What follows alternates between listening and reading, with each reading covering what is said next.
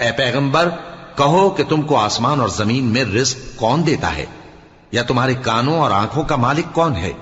اور بے جان سے جاندار کون پیدا کرتا ہے؟ اور جاندار سے بے جان کون پیدا کرتا ہے؟ اور دنیا کے کاموں کا انتظام کون کرتا ہے؟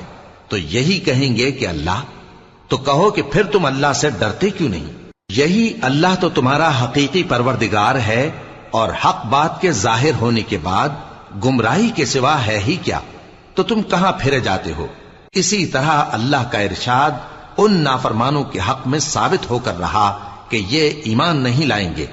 ان سے پوچھو کہ بھلا تمہارے شریکوں میں کوئی ایسا ہے کہ خلقت کو پہلی بار پیدا کرے اور پھر اس کو دوبارہ بنائے؟ کہہ دو کہ اللہ ہی پہلی بار پیدا کرتا ہے، پھر وہی اس کو دوبارہ پیدا کرے گا۔ تو تم کہاں الٹے جا رہے ہو؟